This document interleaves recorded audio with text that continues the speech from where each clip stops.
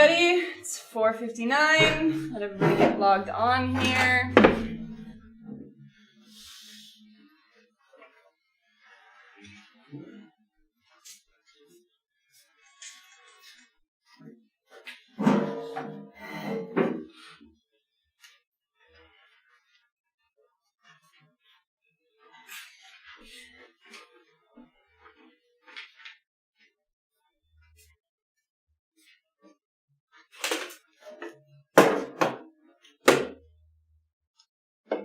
Hello, Tim.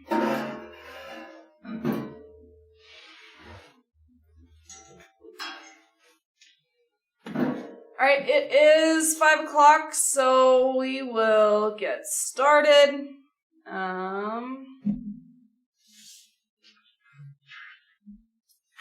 Alright, so today we are going to go over heat stress awareness. It is getting hotter out there. Summer just started officially over the weekend, so it's going to get warmer this year. Obviously, us in the oil and gas industry have a high risk of heat stress. You guys are working out in the sun often. So personally, as individuals, you also have a higher risk if you have not built up a tolerance to heat yourself.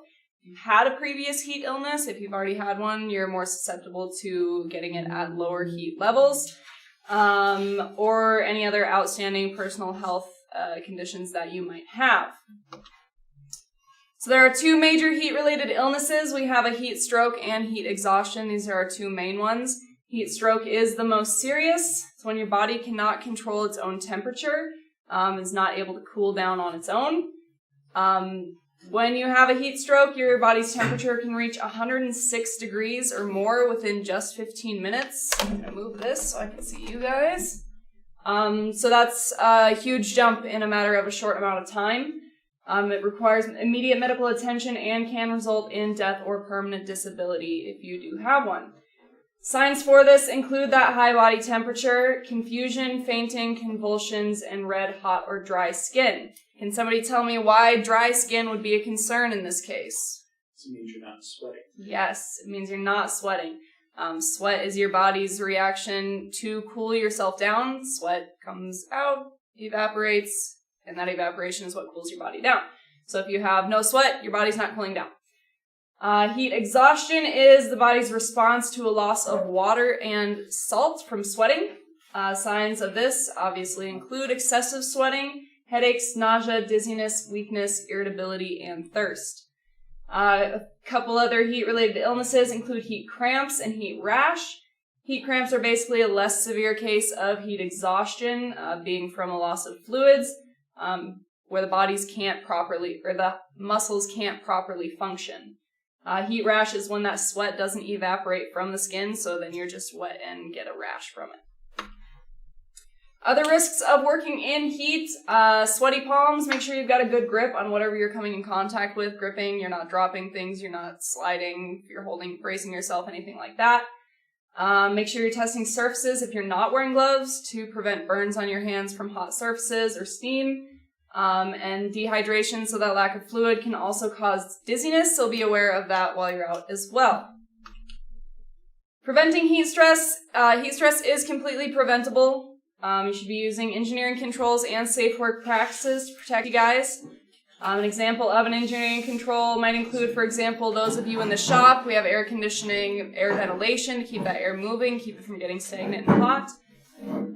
Safe work practices can include modifying schedules, so work takes place during cooler parts of the day. That's not really something we can accommodate because we are a 24/7 operation. Want to utilize your rest breaks, though, preferably in an AC place with water breaks, routinely checking on those, especially at risk for heat stress. We can also develop an acclimatization program, which basically helps gradually adapt to heat with workloads. Another option is using PPE that cools you guys down yourselves, like reflective clothing, body cooling vests, and personal cooling systems. Protecting yourself, you want to know the signs and symptoms of heat stress for yourself and your coworkers, so we just went over those. You want to monitor yourself, make sure you're looking for those on yourself as well as your coworkers. Block direct sun and other heat sources. We talked about UV exposure a couple weeks ago. Some Make sure you're using what you know and learn from that as well. Drink plenty of fluids. Yes, Gatorade and sports drinks are good as well, but don't drink them instead of water. They have electrolytes, that's good, yes. But you can't use that in replacement of the actual water that needs to be in your body. You also need to make sure you're drinking often, not only when you feel thirsty. You need to make sure you're drinking before that point and drinking often. And avoid alcohol or caffeine as well. What to do if you or a coworker does experience heat stroke, if you think they're experiencing heat stress, any type of heat related illness. You need to call a supervisor right away, and if there's no answer or they're unavailable, you need to call 911 right away. You need to stay with them until help does arrive, move them to a cooler, shaded area. If they don't seem alert or seem confused, disoriented, you need to make sure you're calling 911 and getting ice applied immediately. That does it for our actual safety topic for the day. I have a couple letters to read for some recognitions. So Randy Toohey, you are being recognized by Richard Wendling. For a team player, on many occasions I've heard of and witnessed Randy eager to help out and pitch in with his fellow drivers. Today was no exception. Randy was enjoying his day off on Father's Day and happened to see another driver and myself, Richard, under a unit in the Gillette yard making repairs on a tractor. When Randy learned we had to take tractor over to Gillette shop for parts and finish repair, Randy not only went to his house to grab his own parts and tools, but met us at the shop to assist in whatever way he could. I believe this and many other occasions of Randy's willingness to help his fellow employees succeed exemplifies the definition of being a team player, but also a person going above and beyond. So thank you for that, Randy. And then we have another, Josh Klein, recognized by John Hampton. While at Chimney Cone 1323, Josh work light stopped working and went to leave, got to the cattle card, did get out and look, and called supervisor to help get out of the location with the company and private property. As a result, he did lose one load waiting on the supervisor, but got out safely with no damage to anything. Good job for calling for assistance. Keep it up. Shop moment, Sal. You're up. I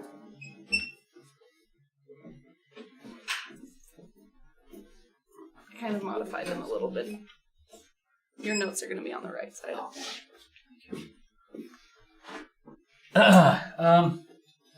We chose clutch brake because it's something that's come up a couple times in the shop now. And frankly, we have another way of confronting it here, and it's just so everyone's on the same page as to what these are and what they're doing. The questions that came up were pretty open questions, so I want to try and narrow it down here a little bit. Oh, wrong one. Good job, those guys. For the clutch brakes, causes and failure, I guess one of the first things you want to ask is what is a clutch brake? The clutch brake, it's a circular disc with the friction plate that's used to slow or stop the input shaft from spinning. The causes of failure are the friction material either wearing out or the tabs breaking off, as indicated in the picture here. Top one being good, bottom being bad, obviously. When that breaks like that, the whole thing will spin and there will be no stopping at all.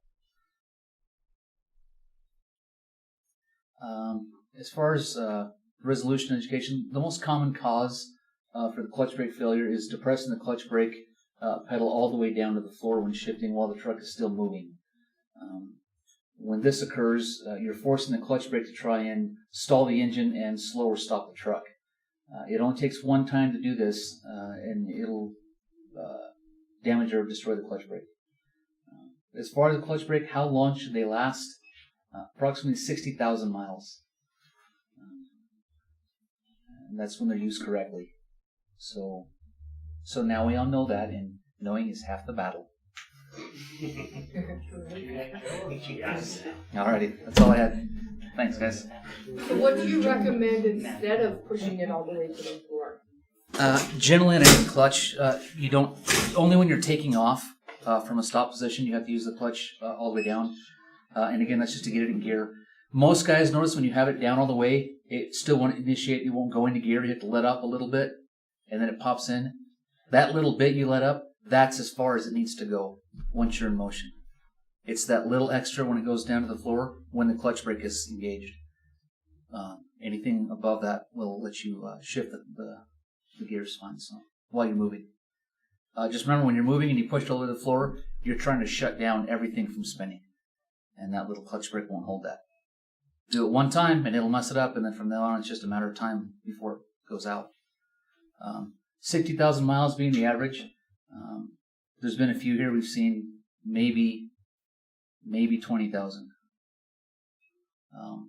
Again, the reason we wanted to bring this up now is because the main reason for error is human error. Be it the drivers, be it the mechanics moving them in the yard, be it anyone who's behind that wheel.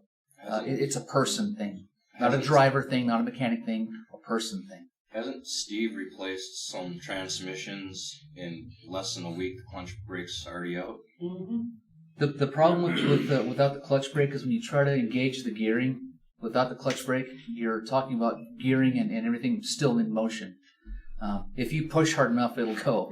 That's the problem that we found is people pushed hard enough and it went, and then they pushed hard enough again, and then eventually you'll have wear in that transmission, and when you have enough things moving around, things will find a bind and they will stop. And that's what we've done so far. Within 1 week of each other, we replaced 2 transmissions. I was just talking about, so I mean, we could put a brand new clutch brake in and one person pushing all the way down to the floor while that thing's still moving. We're pulling it out, putting another one in. It's just a matter of time. That's inevitability. Again, the reason we're bringing this forward now is so everyone's on the same page. We know, and you know, now accountability will come into play. So it's just a matter of time. So that's why we're trying to show you this stuff so that you learn ahead of time that the habit that you're used to, pushing the clutch brake all the way down, needs to stop. You need to unlearn that and learn something new so that you can make that clutch brake last. Anything else? Nope, I think even Kyle could drive a truck now. David?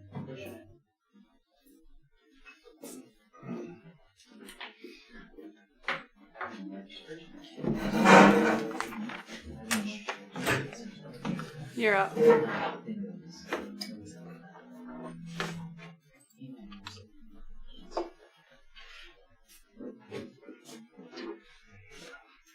Wanted to talk a couple things on compliance. Your Draeger monitors, for those of you that use the Draeger gas monitors. They have to be calibrated every 180 days. Draeger has a built-in fail-safe with it that if it does not get calibrated or does not get into that dock, it'll cut your battery life in half. If you still continue not to calibrate it or test it, it'll cut it to a quarter. So when you first turn on your monitor and it boots up, it'll have V7.1. That's your version of the software on the program. And then it says cal, and it'll have a date.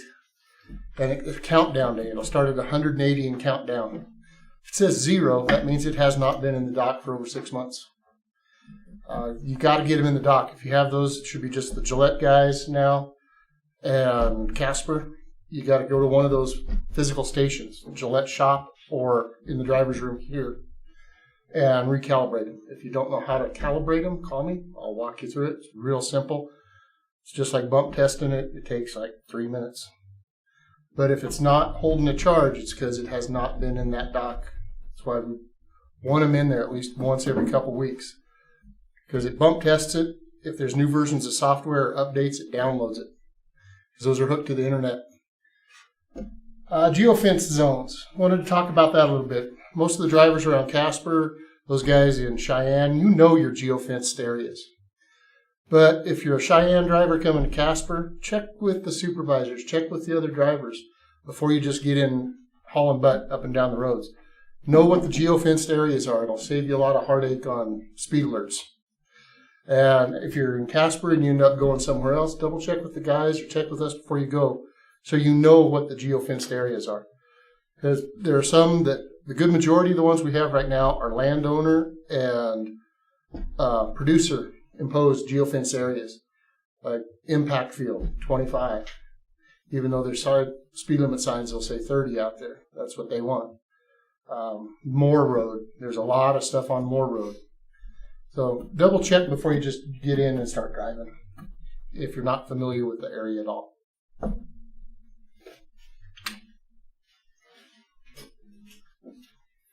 Okay, some ops notes here. Seals must be latched properly. You can see this picture here. There are no exceptions to that. These are pretty straightforward, these ops notes today. Seems like we hit on them about every week and nothing's changing, so we should probably do something about that. Tank hatches must be clean when you leave. Be safe and responsible. Pre-post trips need to be thorough. Make sure all your issues are marked in the DVIRs. Basically, all of these things, like Kyle stated in his weekly update, he was talking with a producer who told him, quote, "Now is not the time to suck." Okay? So go out there, do your jobs, do things right. I think we say this probably every other week. Show the producers, the people that we work for, why we are the company that they should be hiring. Because when it gets sucky and it gets low, we want to be the people that they call, that if there's only one company they're going to call, we're that company. Safety focus phrase is after Gilby's done talking. I got a few topics to talk about here. First one being Prairie Pride. Who takes pride in Prairie? Glad to see some hands up over here. I hope everybody's raising their hand watching the video.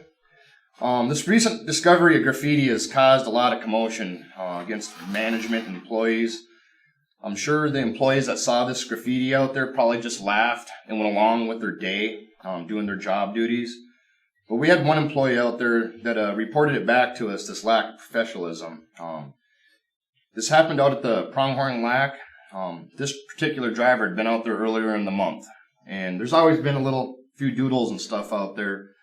But he came back 2 weeks later and there was just a ton more doodles with some very unprofessional stuff wrote into them.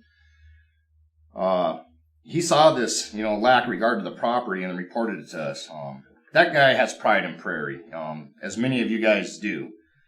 Someone out there is trying to damage our reputation with our customers. The customers see this, and there could be serious consequences for all of us.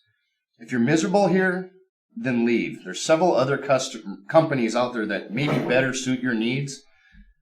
We don't want to lose any good drivers, but we need to be a team. If the artist hurting our reputation knew that one of the field supervisors or managers was going to walk into that shack house or along that wall after them, they probably wouldn't have done it. But they drew those doodles down there knowing that the next Prairie driver coming was going to see them. And they think this is acceptable. This has got to stop.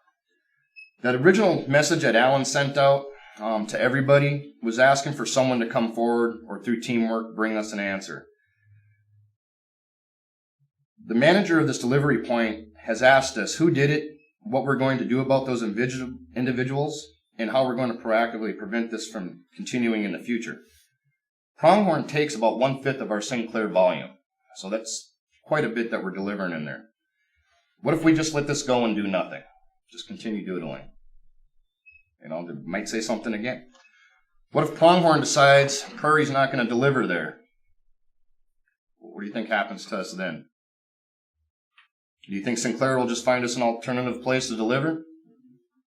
Chances are, I'm sure Sinclair's course of action would be find another trucking company who's allowed to deliver that facility where Sinclair has a contract and obligations to meet 5,000 barrels a day. So if Prairie can't do it, they'll find someone else. So Alan has asked all of us to be professional and work as a team since the day he started in this current position he has. We're doing the research and looking for the culprits using some of the suggestions that you guys sent in on email replies to Alan's original email. Alan wants the answer to who did this. Alan does not sit out in the field and watch you guys work, so he's asking for your help and just asking for everybody to work as a team to figure this out. And hopefully we can find the answer before he has to go to that option number 3. You get any comments on that? Okay. Along with some of that, some of the graffiti was there. Talk a little bit about the shop.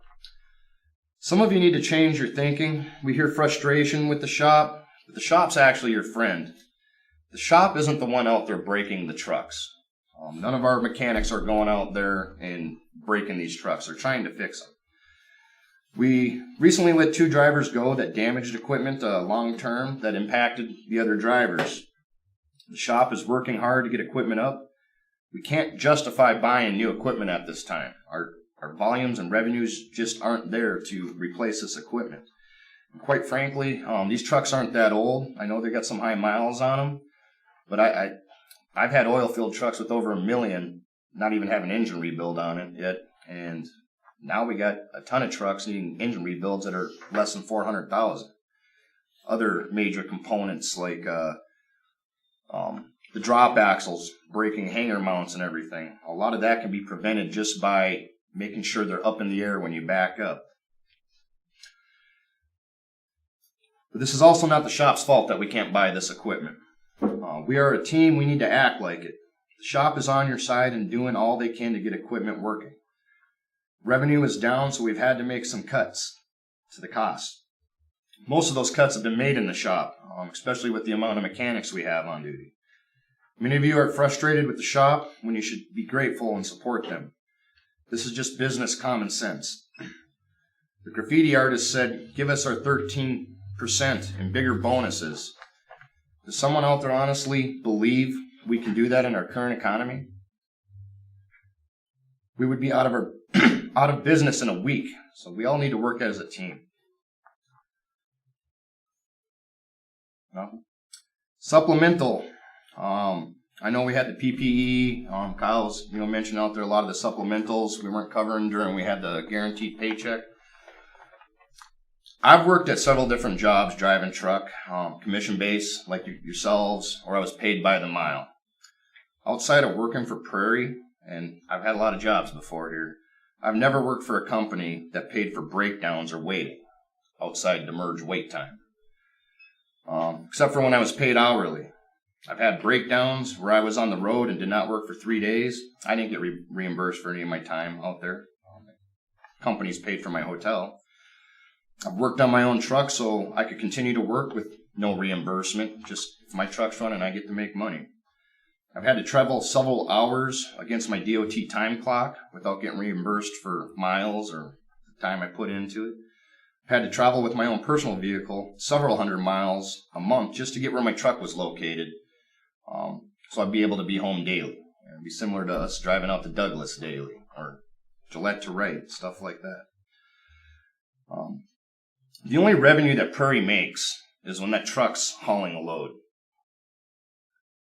It's in the best interest for Prairie to have the driver be working and hauling a load so the driver and Prairie can both make some money. Some of the supplementals we are receiving lately are kind of ridiculous, and we cannot continue to pay supplementals when no revenue is being generated. There are some exceptions to this, but we do everything we can to benefit the driver so they can get out on the road to generate revenue. We offer other trucks, allow the driver to try to help, get the thing going at the time. Working in different areas. For instance, Cheyenne has no work right now. We gave the drivers the option to go work in other areas. We want you out there generating revenue. When it comes to leasers, the only time they get paid is when they're hauling the load too. They find ways to make it work. They're a lot easier on the equipment. When it comes to tools and supplies, they make sure they have everything they need before they get on the road. Prairie will continue to pay supplemental if we're performing value-added work. Like if you're transporting equipment without getting a load, working in the shop to help get multiple pieces of equipment up. I want you guys to know that the supplementals that we're getting coming through, there's going to be some that we're just not going to pass through. And how many are you getting out right now, Kyle, on a daily basis? 2 or 3. 2 or 3. Are they valid? Nope. So we're still getting ones that we got to look at them. If you guys have a problem with any supplemental you're putting in, feel free to talk to me and Kyle about it. We're willing to discuss. Sometimes there's exceptions to stuff that we're not thinking about. Last topic I have is tool trays. I sat downstairs listening to dispatch the last couple weeks, and it seems like every single day someone's coming in saying, I don't have a tool tray in my trailer. I know a lot of you guys are hopping around from equipment, having switched trailers, but this equipment going missing lately is just getting out of hand. Over the last 12 months, Prairie has spent over $200,000 on fittings and tank gauging tools. I've got receipts dating back to January 2019. We've purchased over 150 crescent wrenches. We only have 102 trucks. That's including Texas trucks. Where are these crescent wrenches going? It might not seem like much to you guys, like, oh, I just lost a crescent wrench. I left it sitting on the tool tray or on the piping or whatnot. But, 150 crescent wrenches at $7 a piece for the cheap ones adds up quickly. So we have a plan to get everybody in Wyoming their own toolkit. They're expensive, about $1,600 a piece, so we can't just do it overnight. But we want you guys to take pride in your tools, take care of them. It'll be the employee's responsibility to keep track of them and keep them in good working order. If you lose a tool or break a tool outside of normal wear, you'll be required to replace them. If you get replacement tools from our shop, the cost will be deducted from your paycheck. Unless it's normal wear and tear, like the tapes, the numbers wear off of them. We'll replace stuff like that when it's that time. But it is possible to go long periods of time without breaking a vial or a hydrometer. I know there's several drivers here that have, as long as they had their own equipment, gone a year without even breaking one. So along the lines of these 4 topics, if you guys are having issues, use your resources out there. If there's something you don't like, use your resources. We got that employee suggestion form on ADP that Alan will make sure that every single one of those got an answer back to it. Use your gold hats, supervisors, Kyle. I know sometimes you might not get an answer back right away that you want. If you're not getting, might not necessarily, if it's an answer you don't want, doesn't mean just keep on asking everybody till you get the answer you want. But if you come to myself or Alan, we're going to give you a good explanation of why we're doing what we're doing. Alan doesn't have time to talk to everyone, but he will. I don't know if you guys noticed that with him. His door is always open. He's rational and will explain reasons behind the decisions that have been made. Even like if you talk to him about, this email that just went out recently about finding the culprit of the artist. With all this kind of negativity that kind of seems like I just kind of mentioned here, did have a little positive in my life today. I had one of our drivers came into my office and he just showed his gratitude of how much he does appreciate working for Prairie.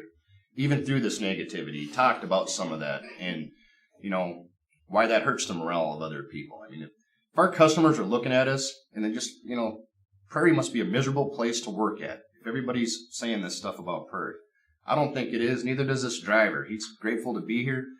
Says it's the best job he's ever had, and it's the only job that he's ever had that makes this much money that allows him to be home at night.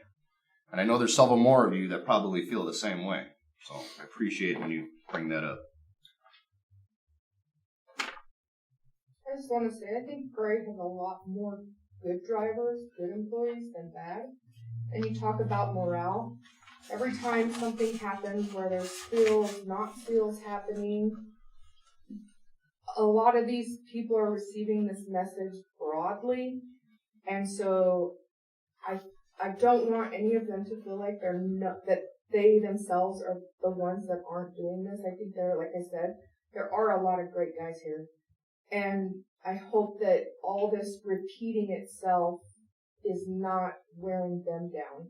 One thing that they could do is you guys show up on locations, you see that thief hatches aren't closed, you see that tanks aren't sealed correctly, reach out to your gold hat or your supervisor and say, hey, I just picked up a ticket and, well, this is whose name's on it, it wasn't sealed correctly. I used to work side by side with a lot of these water drivers who day in, day out, some of them would be upset that somebody wasn't following policy and procedure. And I would ask them, why don't you say something to them? Like, you're an equal. You guys live by the same standards. And they would say, well, that's my friend. I would always point out to them, you're not going to hold them to a standard that's going to represent the company you work for professionally and keep the work. But when you lose the job because of your teammate, he's not going to pay your bills. He's not that great a friend. So all these people that you consider friends, they're not your friend if they're not following process and they're costing you the work. So maybe just help remind them, hey, I see this in a safety meeting every week because of you. Stop it. They're not your friend if you can't talk to them. Yes, exactly. Like Ross says, they're not your friend if you can't talk to them. So, I don't know. I just think there's a lot of great people here. And like Alan says, what you don't condone, you condemn, or what you don't condemn, you condone. That's what it is. Yeah, like 99% of the employees are doing things right. Some of them may, have some frustrations, but we appreciate what you're doing there. And like Joel was just saying, let's work as a team. Alan's favorite saying is, what you don't condemn, you condone. Keep that in mind. That's all I got. If anybody needs to discuss anything, feel free to contact myself or Kyle about any of these topics. Safety focus phrase is drink your water. And that's it. Make sure you guys sign the roster before you leave or you're not getting credit. Oh, wait, don't leave. Kyle has something to say. Hey. Yeah, you're already losing people. Okay. Should have talked earlier. Scott Field cards. When you get in your truck and you see what load you have and you notice you're going to Scott Field, check the truck to make sure that you have a Scott Field card. If you don't, call a supervisor, call a fellow driver, call dispatch. Be a little more proactive than going out there loading and being like, oops, I don't have my Scott Field card. Now what do I do? So it's going to cost you time and money to sit there and wait for a supervisor or for them to find out who's near you, who has a Scott Field card, who doesn't. So just make sure you're double checking the truck when you first get in that you have your Scott Field card. That's it. All right. Have a great night. Let's have a great week.